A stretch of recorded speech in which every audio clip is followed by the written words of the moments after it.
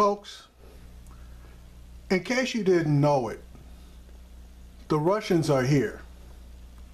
And the only question that I have is, will we be able to get them out of here? Now, if you're wondering why I say that, it's only because it's true. And there's no greater example of the truth of this statement than Donald Trump. Now, I did a little checking, and I believe that the Russians have had Donald Trump in their pocket for quite a while. But let me give you a little historic perspective about this. In 1986, Donald Trump was approximately 39 years old. And it was at that point that he made his first trip to Russia to look for real estate deals. Now, back then he was fairly legit. Now I say fairly because he was in bed with the mob here. But, you know, there's a lot of people that are in bed with the local mob. So I say fairly legit. The thing about that Russian trip, that first one, he couldn't make any deals, as the Russians just viewed him as just another 39-year-old rich guy, and he also had no foreign business chops. So he came back to the U.S. Empty-handed. Now, we fast forward to 1991, 1992. Trump, who in my opinion is a terrible businessman, and any success that he has is basically by luck, okay? 91, 92, Donald Trump filed 3 business bankruptcies on various Atlantic City casinos and properties. And several U.S. banks, including Citibank, took losses along with bondholders who held the majority of the debt. But he did not have to file personal bankruptcy. 4 years later, Donald Trump goes back to Russia, again trying to make some real estate deals, and this time he's got a connection. But the connection wasn't as strong as he thought it was. The Russians gave the appearance of being receptive, but they nixed pretty much everything that he proposed. But it was here, I believe, that he began to draw the attention of the Russians as a potential asset. You got a guy who basically doesn't know his ass from a hole in the ground as far as Russia's concerned. He's got a history of financial instability, and he's got a personality that fits right in with someone that they would love to recruit. So that was a 1996. All right, he comes back to the U.S. and the Russians say, well, let's see what happens. Let's try to cultivate this guy a little bit. 2000, he's having financial problems again. But now this time, magically, the Russians began to buy space in his properties. And they bought enough space in his properties, I believe it was approximately $96 million worth of properties they acquired, that gave him sufficient liquidity to keep going. It was also in 2000 that Donald Trump was approached by the Reform, I think it was the Reform Party, to run for president along with David Duke as his running mate. Now, he declined that offer, but that was when he first met David Duke. So he can try to spin that line of bullshit that he didn't even know who David Duke was, but you can look it up for yourself. That's when he met David Duke, back in 2000. Now, 4 years later, Trump is still having major problems, and he files his fourth bankruptcy. Now this time, unlike the previous time where the bondholders and the banks basically didn't really take a major haircut, a major loss on the bankruptcy, this time the banks and the bondholders got pennies on the dollar. And Citibank in particular had to take an equity position in one of the Trump properties in order to try to come out as whole as possible. Now they had a mortgage on the property, so that in fact did help.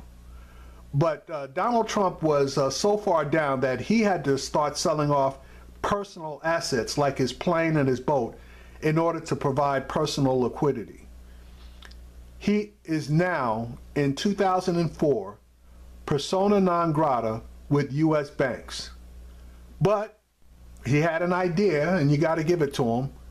He had an idea for a TV show. And that's when he started The Apprentice.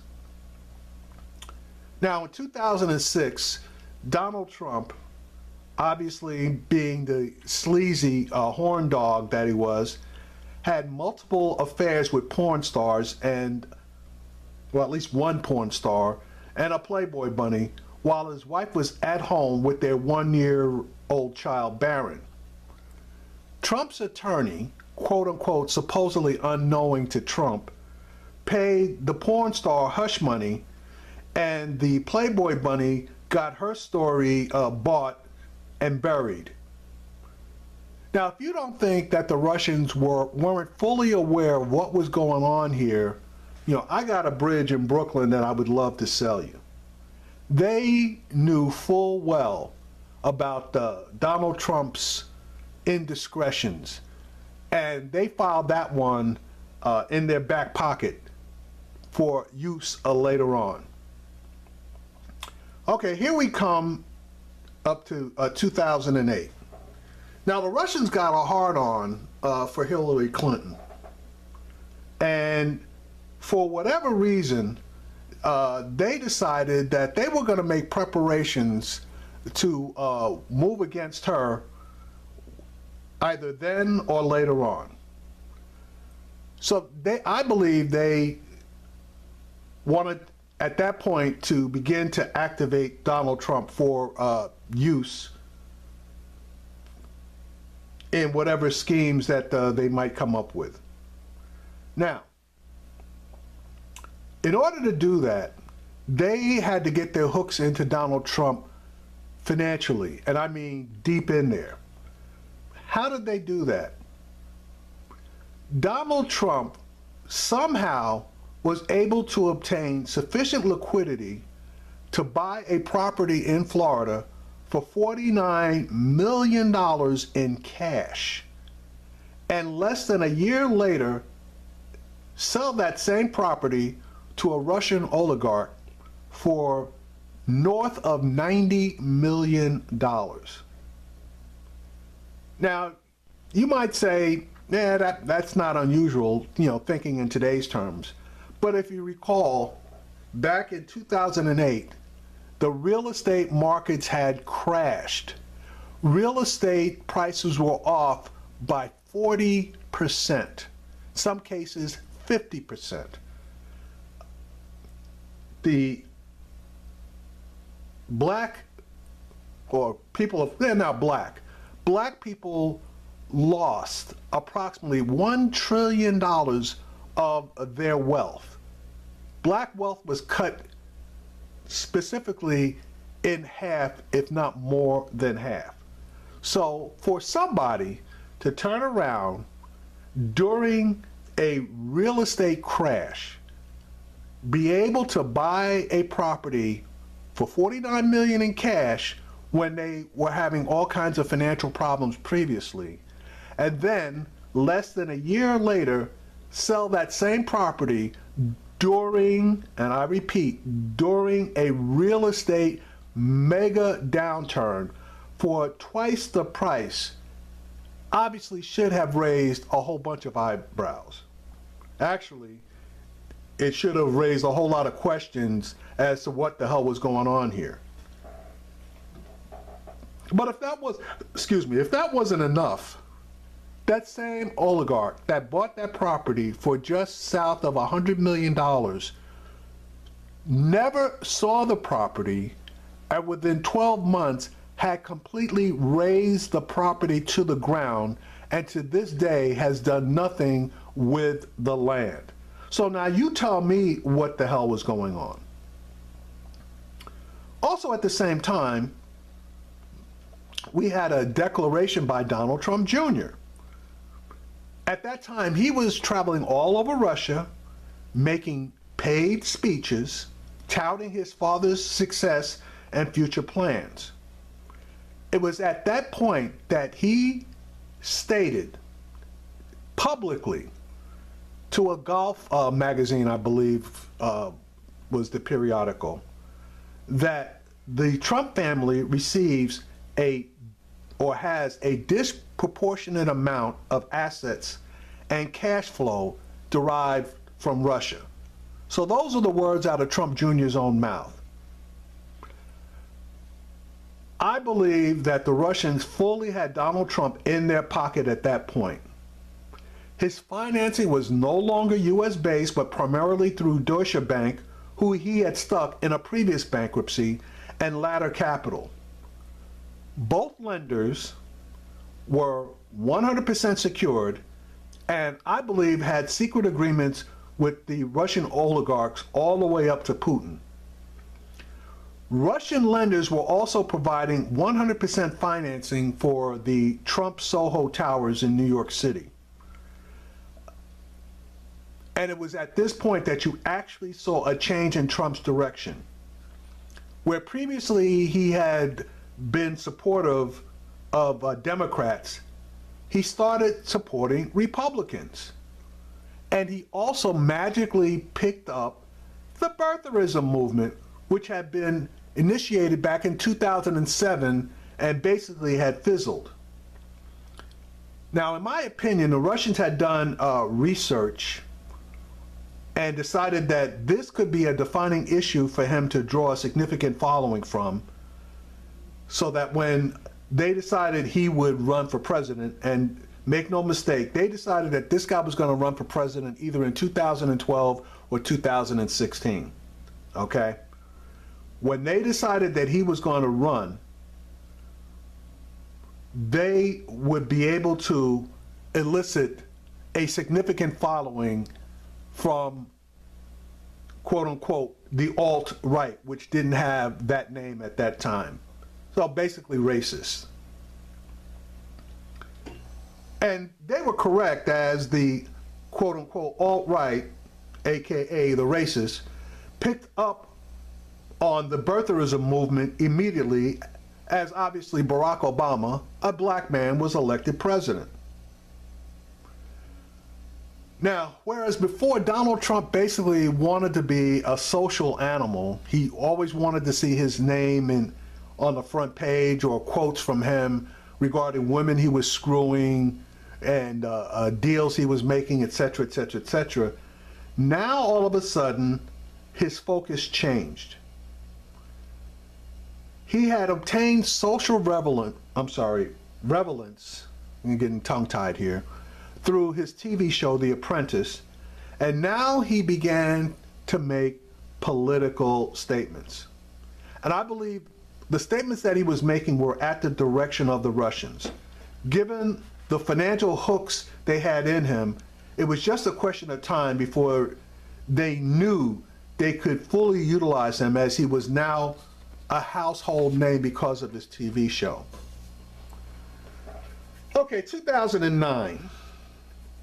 Trump has another business bankruptcy, but now this time it's a small blip on the radar screen, and it disappears from the headlines quickly, as everybody's more concerned about Trump's weekly TV show than some property that went into foreclosure. Now, in 2010, Trump is building properties in multiple locations. Now, anybody who's built their own house or built a building knows that the very first thing you go after is construction financing. But Trump had no visible means for construction financing, as U.S. banks wouldn't lend him a dime, and he was shut out of the bond market because of the previous bankruptcies. So guess what, folks? He was getting financing. The financing was coming from Deutsche Bank, which he had stuck previously, and the Russians. This is the same Deutsche Bank that was found to be a Russian money launderer. The Russians were also helping out by buying condos, albeit at depressed prices, in some cases up to 40% off of and this is a low market price. And Russian banks were making direct loans to Donald Trump. Here we go. The Russians finally made up their mind after Mitt Romney lost that they were going to run Trump in 2016. So now the Russians basically directed Donald Trump to start attacking Mitt Romney as being weak and making statements that he could have done a better job of running for president himself. And basically anybody could have done a better job than Romney did. Okay, as with any campaign, any goal, you always have to make sure that you have the basics and the foundation covered. And the Russians, you got to take your hat off to them. They were no fools as far as their preparations were concerned. So in 2013, the Russians locked Trump completely down by using, of all things, prostitutes. If you had done any following of the Trump dossier, there was comments in there about Russian prostitutes and Donald Trump in a hotel. And there is a video of it somewhere. I call that video the piss tape. So for all of you familiar with golden showers, that's what is reportedly on that particular tape. Now, they could say what they want, and he supposedly had his own security there, but even his own security guy says that he left Donald Trump alone and that the Russians had offered prostitutes. So if Donald Trump was all by himself, and he was that much of a horn dog, if you want to call it that, with nobody looking, you know he took advantage of it, especially since this guy had 2 affairs on his wife who had just given him a son. So without a doubt, there's a tape out there. That, in my opinion, was what absolutely locked the deal down. Donald Trump was done. It was at this point that the Russians began to build the infrastructure for the cyber warfare attack that they were going to perform on the U.S. In order to try to disrupt the 2016 election. They got themselves together. They amassed the technology and the computers, etc., very quietly. And they started making practice runs as early as 2013 on various countries. Now let's bring in Mr. Michael Flynn. 2013, he was working at the U.S. the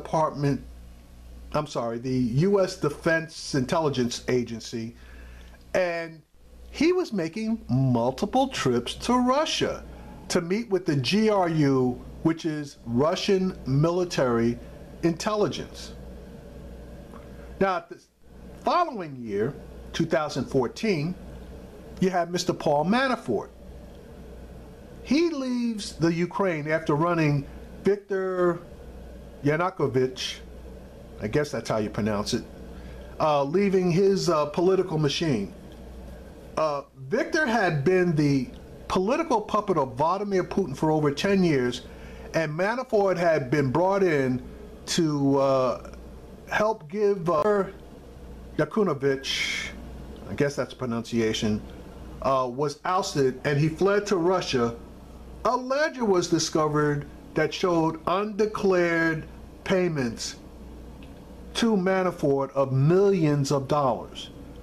Now, back in 2014, that information was not immediately released to the public. Also in 2014, here comes Russia. They turn around and annex Crimea, and they went full bore to destabilize the country through cyber warfare after their guy basically got ousted. They were successful to a point that the eastern portion of the country attempted to secede and join Russia, but they were stopped for the most part. It's at this time that Paul Manafort returns to the US, but he's got no clients, and everybody knows how sleazy he is. And not only is he burning cash, but now, because of some bad deals in Russia, they are now after him for mega money. I'm talking like $30 million. 2014, Michael Flynn visits to Russian military intelligence, catch up with him, and he is, quote unquote, retired from the agency that he worked for. Now, this guy is a head case, and he cannot get a consulting job anywhere in Washington, so he formed his own intelligence consulting company, and all of his clients are foreign, including Turkey. The one problem is he didn't file the necessary forms declaring that he was acting as a foreign agent. And normally, push come to shove, they'll let, that kind of stuff slip unless something else is going down. Well, something else was going down. 2015, Flynn gives a paid speech at the anniversary celebration of RT, which is Russian television, but he didn't get the permission of the US government. Pictures of him sitting at Vladimir Putin's table were widely circulated. By not getting permission to make that speech, he violated the rules that he had sworn to obey in retirement. So now that's 2 strikes against this guy. All right, let's roll into 2016 and do a quick autopsy. The Russians, knowing what they're planning on doing in the US, decide they're going to make a trial run at the French and try to screw up their elections. But I guess the French knew a whole hell of a lot more than we did at that point in time, and they saw what was coming. They shut down all of their political commentary on social media during the week of their election. And because their election season runs a lot shorter than the US season, the Russians were ineffective. But one thing about the Russians, they saw their weaknesses and geared up for the US election. And because our election season is so long, they were able to overcome the deficiencies that they had during the French election. Now, the first thing they did was they infiltrated Facebook and Twitter, and they turned their bots loose. The primary goal was to attack Hillary Clinton. Now, to be honest with you, I don't think they even cared or believed that they could get Trump in there. But they were going to make the Democratic Party as weak as possible. And they knew that Hillary Clinton was the stronger of the 2 Democratic candidates. So they made it their business basically to attack her with all kinds of phony crap on Twitter, Facebook, and other social media platforms. The, I guess, recipient of their work, for the most part, was Bernie Sanders, obviously. And it appeared that their work made the primary race closer than it actually should have been.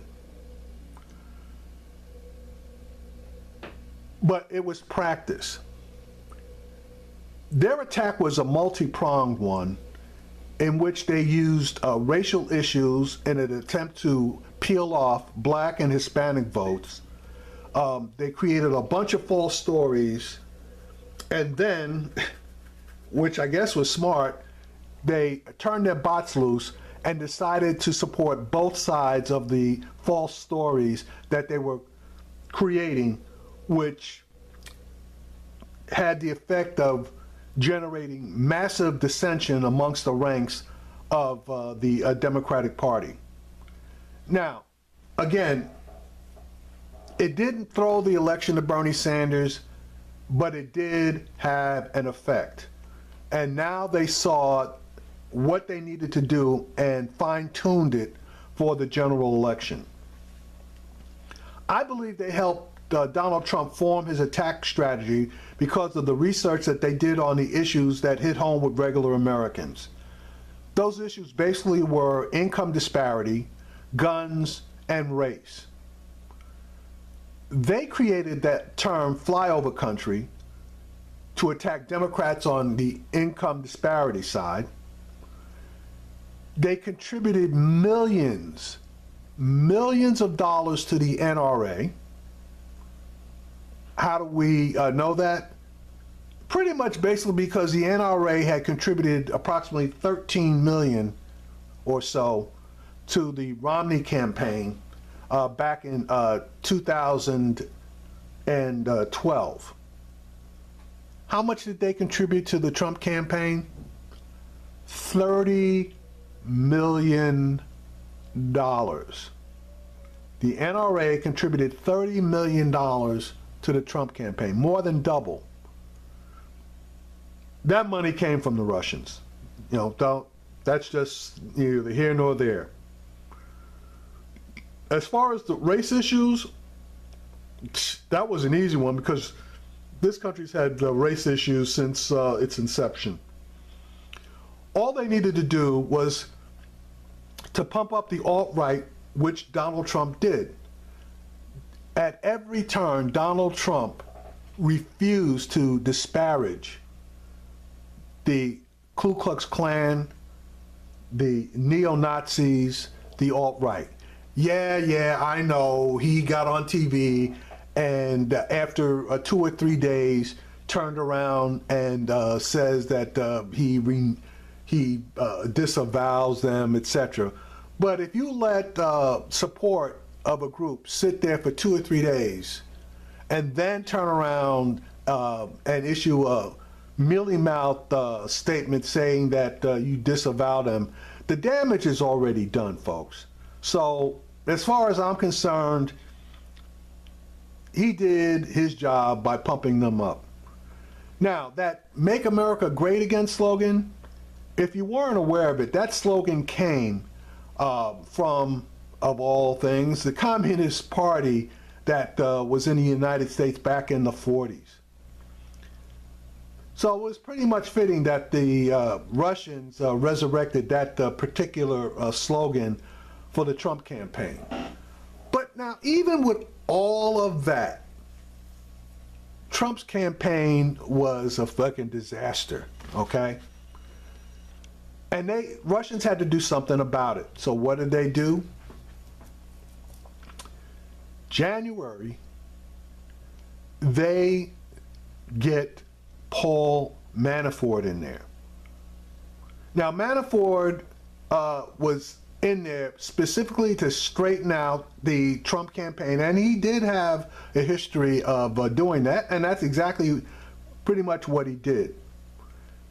He only worked for the campaign for 7 months, but that was just long enough to get them through the primaries and the convention before his history caught up with him.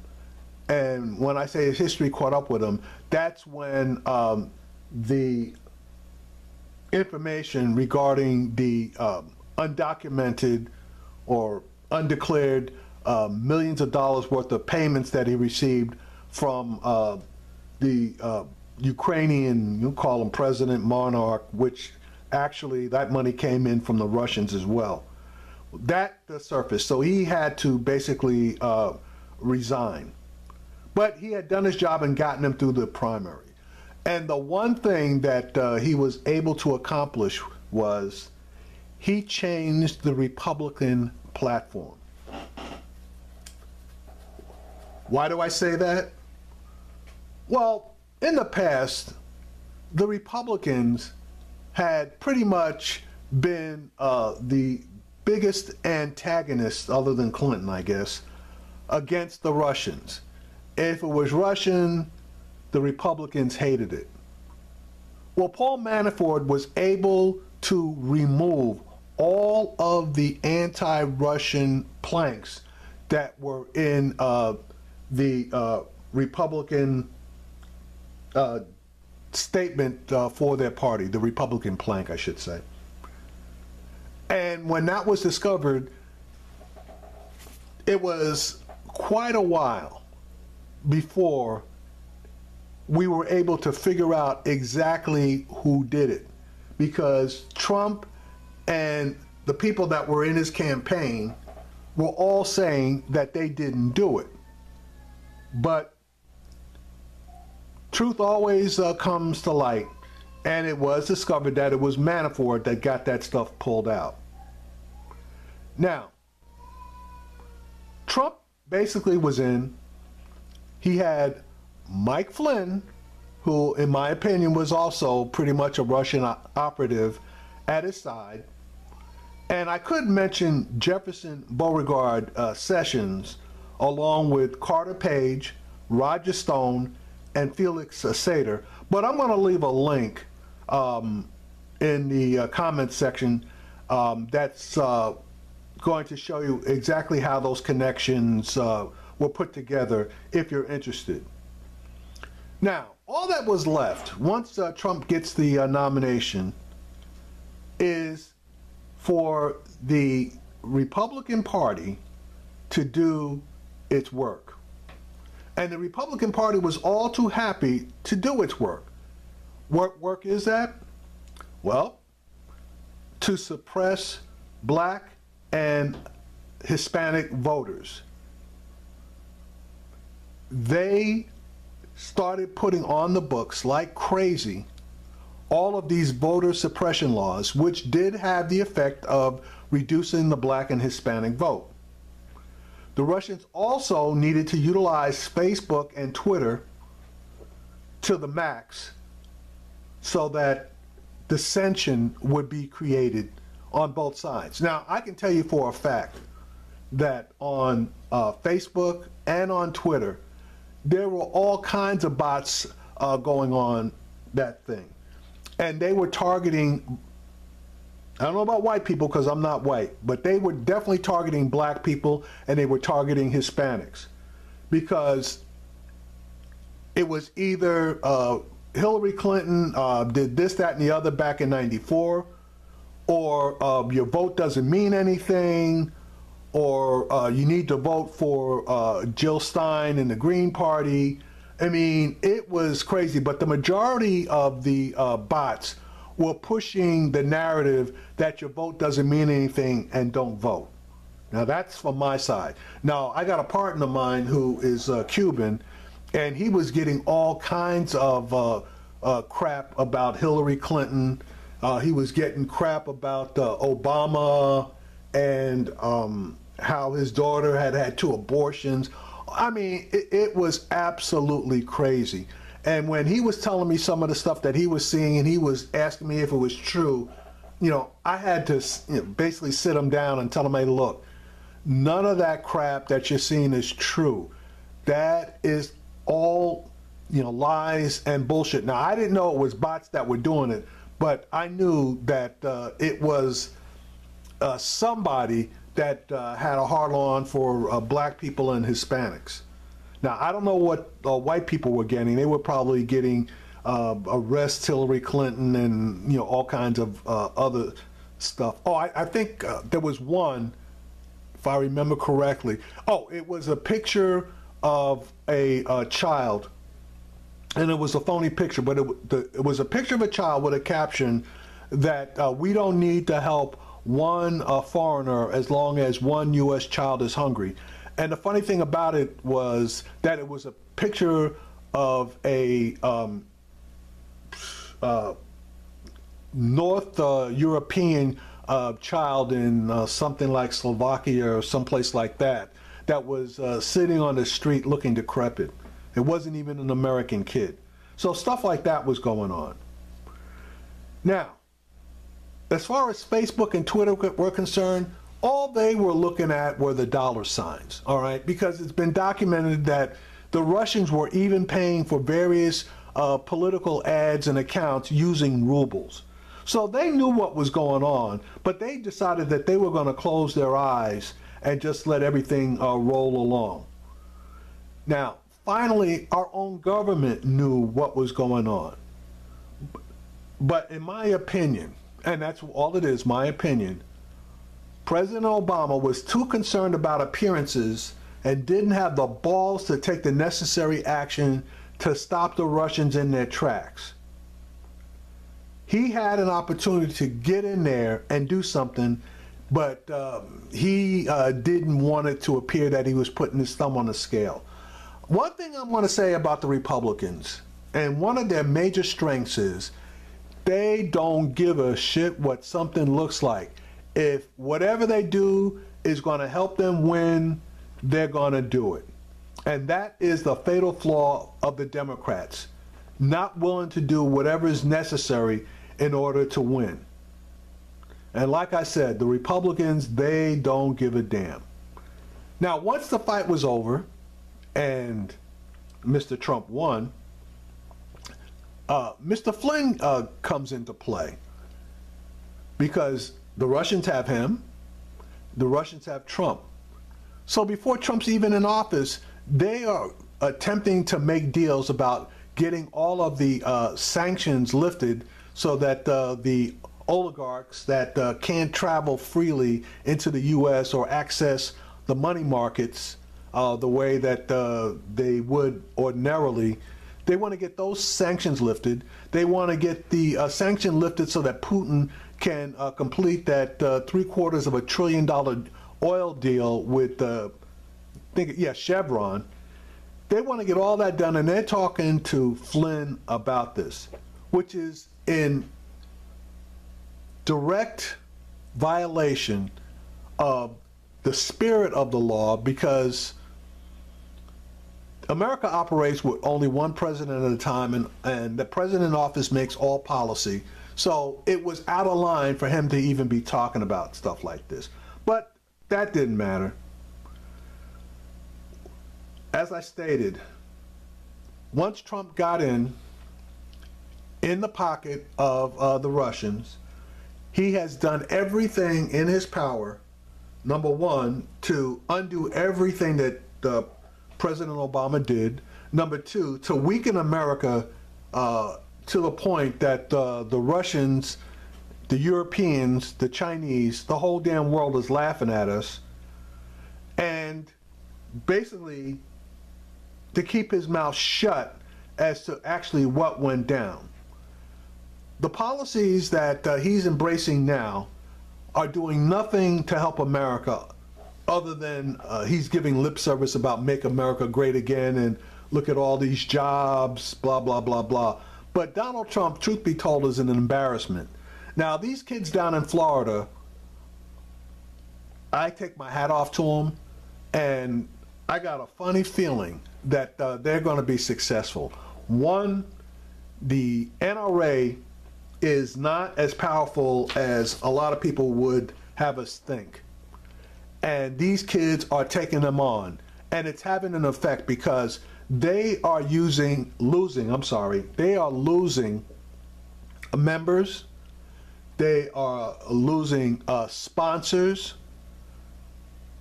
People basically have had enough with their holier-than-thou attitudes as far as guns concerned and the Second Amendment. And drumming up the Second Amendment issue is right up the Russians' alley, because I tell you what, It's illegal to have your own personal gun in Russia. So you try to have a Second Amendment over there versus what we have over here. It ain't happening, folks. So every gun out there that's available, and if not available, be able to order it and obtain it and walk around with it. Folks, those days are over. So again, we need to get the Russians out of here, folks. They're here. We need to get them off of our social media platforms, and if it takes turning those social media platforms into public utilities in order to get them out, we need to do that. And trust me, anytime our government can turn around and tell us exactly how many bots jumped into a specific issue, such as the Florida shooting, okay, tell us where the bots originated from and how many messages were instituted, we can do something about Russia, the bots, Facebook and Twitter. What we're going to have to do, however, is to get rid of the current House of Representatives and Senate majorities for the Republicans.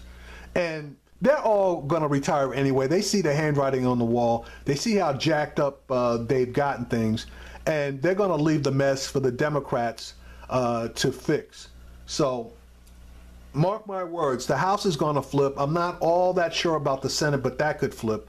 But in 2020, if Trump hasn't been impeached, pretty much told you so, he's not going to run. He's going to let Mike Pence jump in there and be the fall guy.